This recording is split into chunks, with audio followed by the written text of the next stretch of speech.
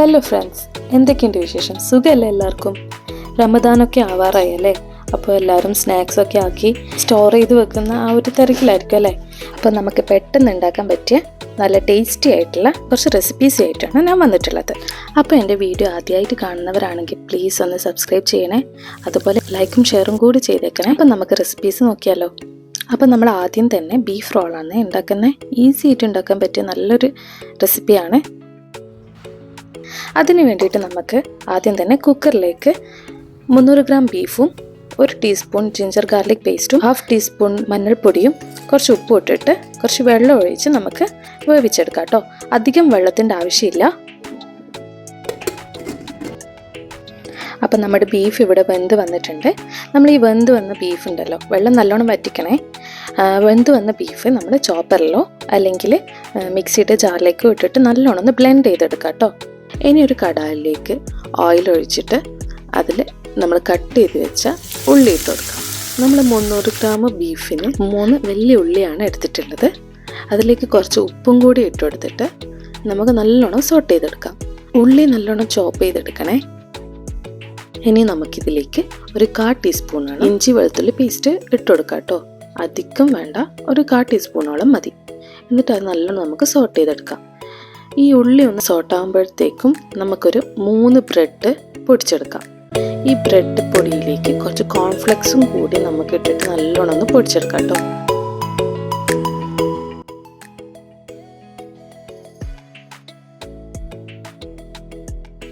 അപ്പോൾ ഇതാ ബ്രെഡ് ക്രംസും കോൺഫ്ലെക്സും കൂടി നല്ലോണം മിക്സ് ആക്കിയിട്ടുണ്ട്.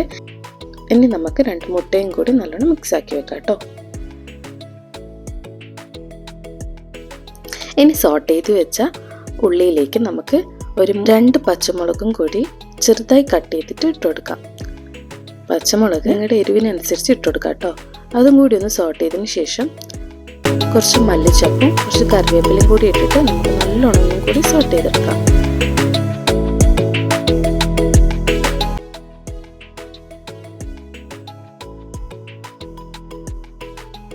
അപ്പോൾ ഉള്ളിയൊക്കെ നല്ലോണം സോട്ടായി വന്നിട്ടുണ്ട്. ഇനി നമുക്കിതിലേക്ക് ഒരു 1/4 ടീസ്പൂണോളം പെപ്പർ പൗഡറും 1/4 ടീസ്പൂണോളം മുളക് പൊടിയും 1/4 ടീസ്പൂണോളം ഗരം മസാലയും കൂടി ഇട്ടിട്ട് ഒന്നും കൂടി നമുക്ക് സോട്ട് ചെയ്തെടുക്കാം കേട്ടോ. അതിൻ്റെ ആ പച്ചമണം മാറുന്നത് വരെ നമുക്ക് ഒന്ന് സോട്ട് ചെയ്യാം. പിന്നെ ഇതിലേക്ക് ഉപ്പ് ഇട്ട് കൊടുക്കാൻ മറക്കല്ലേ. ഒന്ന് ടേസ്റ്റ് ചെയ്തതിന് ശേഷം നമ്മളൊന്ന് ഉപ്പ് ഇട്ട് കൊടുക്കണേ. ഇനി നമുക്കിതിലേക്ക് നേരത്തെ അരച്ചു വെച്ച ആ ഒരു ബീഫും കൂടി ഇട്ടിട്ട് നല്ലവണ്ണം ഒന്ന് മിക്സ് ആക്കി എടുക്കാം കേട്ടോ.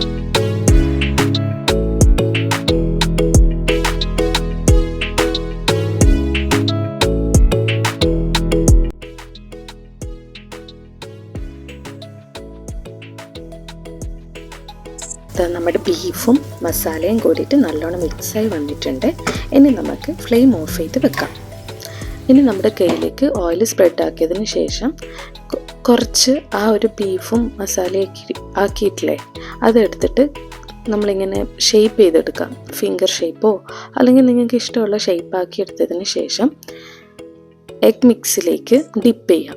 എന്നിട്ട് നമുക്ക് ആ ബ്രെഡും കോൺഫ്ലെക്സ് മിക്സിലേക്ക് ഒന്ന് ഡിപ്പ് ചെയ്തതിന് ശേഷം നമുക്ക് ഫ്രൈ ചെയ്തെടുക്കാം. ഇത് ഈസി ആൻഡ് ടേസ്റ്റി റെസിപ്പിയാണ്. നിങ്ങൾ മസ്റ്റായിട്ടൊന്ന് ചെയ്ത് നോക്കണം കേട്ടോ. ഈസിയാണ്. നമുക്ക് ആ ഒരു ബീഫ് വേവിക്കേണ്ട ആ ഒരു ടൈം മാത്രമേ വേണ്ടൂ. ബാക്കിയെല്ലാം ഈസിയാണ്. നിങ്ങളൊന്ന് ചെയ്ത് നോക്കിയിട്ട് ഫീഡ്ബാക്ക് പറയണേ.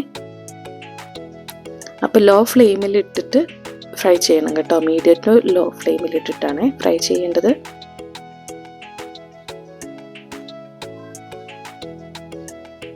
ഈ കോൺഫ്ലെക്സ് നമ്മൾ ബ്രെഡ് ക്രംസിൽ മിക്സ് ചെയ്യുമ്പോൾ നല്ലൊരു ക്രിസ്പിനെസ് ഫീൽ ചെയ്യും. നല്ല ക്രിസ്പി ആയിട്ട് കിട്ടും.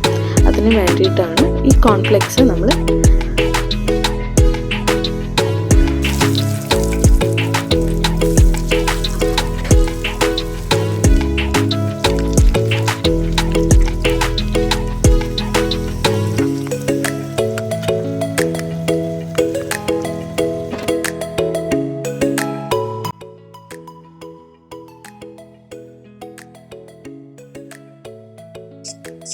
ഇത് കുക്കായി വന്നിട്ടുണ്ട്. ഇനി നമുക്കിതൊന്ന് മാറ്റി വെക്കാം.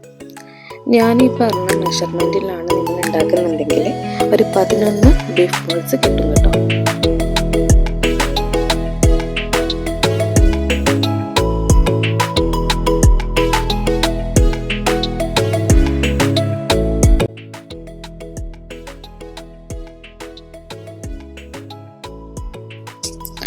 അപ്പം നമ്മളെപ്പോഴും കായ്പോള ഉണ്ടാക്കാറുണ്ടല്ലേ. അപ്പം നമുക്കൊരു വെറൈറ്റി കായ്പോള ഉണ്ടാക്കിയാലോ. അതിന് വേണ്ടി ഒരു കടായിലേക്ക് 1 ടേബിൾ സ്പൂൺ നെയ്യ് ഒഴിച്ചു കൊടുക്കാം. അതിലേക്ക് കുറച്ച് കാഷ്യൂ ഇട്ടിട്ട് നമുക്കൊന്ന് വറുത്തെടുക്കാം. ഇത് ചെറുതായിട്ടൊന്ന് വറുത്ത് വരുമ്പോൾ നമുക്കിതിലേക്ക് മുന്തിരി കൂടി ഇട്ട് കൊടുക്കാം കേട്ടോ. കറുത്ത മുന്തിരിയ നിങ്ങളുടെ കയ്യിലുണ്ടെങ്കിൽ അത് ഇട്ട് കൊടുത്താലും മതി. എന്നിട്ട് നമുക്കിത് രണ്ടും കൂടിയിട്ട് വറുത്ത് കോരി വെക്കാം. ഇനി നമുക്ക് ആ പാനിലേക്ക് തന്നെ ഒരു 1/4 കപ്പ് സേമിയ ഇട്ട് കൊടുക്കാം കേട്ടോ. ഞാനിവിടെ നേരിയ സേമിയാണ് എടുത്തിട്ടുള്ളത്. നിങ്ങളുടെ അടുത്ത് ഏതാണോ ഉള്ളത് അത് ഇട്ട് കൊടുക്കാം. എന്നിട്ട് അതൊന്ന് കളറ് മാറുന്നത് വരെ നമുക്കൊന്ന് വഴറ്റിയെടുക്കാം കേട്ടോ. ഒരു ബ്രൗൺ കളർ ആവണേ. ഇതൊന്ന് കളറ് മാറി വന്നാൽ നമുക്കിതിലേക്ക് 1/2 കപ്പ് തേങ്ങ ഇട്ട് കൊടുക്കാം. തേങ്ങയും സേമിയയും കൂടി ഒരുമിച്ച് ഇടാൻ നിൽക്കണ്ട കേട്ടോ. അപ്പോൾ പിന്നെ സേമിയ വറക്കാൻ പറ്റില്ല. എന്നിട്ട് ഇത് രണ്ടും കൂടി നമുക്ക് നല്ലോണം ഒന്ന് വറുത്തെടുക്കാം. ആ തേങ്ങയുടെ കളറ് ചെറുതായിട്ടൊന്ന് മാറുന്നത് വരെ നമുക്കൊന്ന് വറുത്തെടുക്കാം.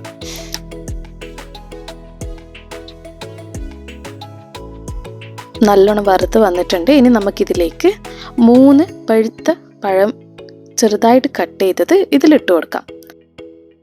പഴുത്തത് എടുക്കാൻ ശ്രദ്ധിക്കണേ. എന്നിട്ട് അതും കൂടി ഇട്ടിട്ട് നമുക്ക് നല്ലോണം ഒന്നും കൂടി വഴറ്റിയെടുക്കാം. പിന്നെ ഇതിലേക്ക് നെയ്യ് വേണമെങ്കിൽ കുറച്ചും കൂടി ഒഴിച്ചു കൊടുക്കണേ. ഞാൻ കുറച്ചും കൂടി നെയ്യ് ഒഴിച്ചു കൊടുത്തിട്ടുണ്ട്.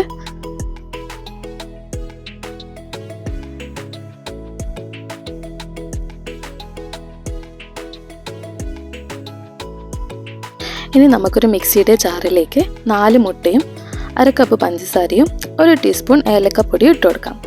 ഈ ഏലക്കപ്പൊടിയുടെ ടേസ്റ്റ് ഇഷ്ടമില്ലാത്തവർക്ക് വാനില എസൻസ് ഇട്ട് കൊടുക്കാം കേട്ടോ. ഇത് നമുക്ക് നല്ലോണം ബ്ലെൻഡ് ചെയ്തെടുക്കാം. എന്നിട്ട് നമ്മൾ നേരത്തെ വഴറ്റി വെച്ച ആ പഴത്തിൻ്റെ മിക്സിലേക്ക് ഇത് നമുക്ക് ഒഴിച്ചു കൊടുക്കാം. എന്നിട്ട് നല്ലോണം ഒന്ന് മിക്സ് ആക്കി എടുക്കാം കേട്ടോ.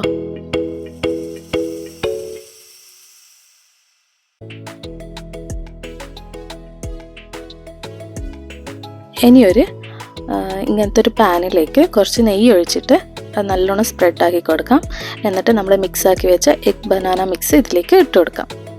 നമ്മൾ കായ്പോള ആക്കുന്നത് പോലെ തന്നെ ആ ഒരു ഇതിൽ നമുക്ക് വേവിച്ചെടുക്കാം. ലോ ഫ്ലെയിമിൽ ഇട്ടിട്ട് ആക്കണേ.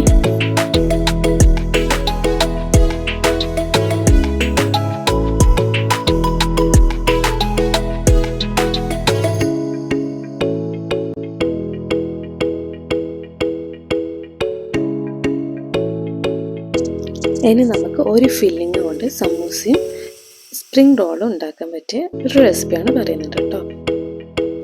അതിന് വേണ്ടിയിട്ട് ഒരു കടായിലേക്ക് 1 ടേബിൾ സ്പൂൺ ഓയിൽ ഒഴിച്ചതിന് ശേഷം 1 ടീസ്പൂൺ ഗാർലിക്ക് നല്ലോണം സോട്ട് ചെയ്തെടുക്കാം. അതിനുശേഷം 300 ഗ്രാം ഓണിയനും കൂടി ഇട്ടിട്ട് നല്ലോണം ഒന്ന് സോട്ട് ചെയ്തെടുക്കാം കേട്ടോ.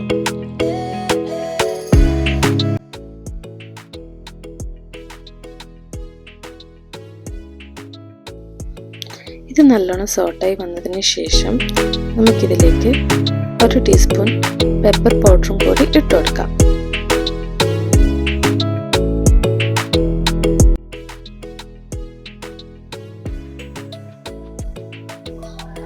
ഇനി നമുക്കിതിലേക്ക് 1 ടേബിൾ സ്പൂൺ മൈദപ്പൊടി ഇട്ട് കൊടുത്തിട്ട് അത് നല്ലോണം ഒന്ന് വഴറ്റിയെടുക്കാം കേട്ടോ. വൈറ്റ് സോസ് ആക്കാൻ വേണ്ടിയിട്ടാണ്. എന്നിട്ട് ഇതിലേക്ക് 1 കപ്പ് പാല് കുറച്ചായിട്ട് ഒഴിച്ചു കൊടുക്കാം.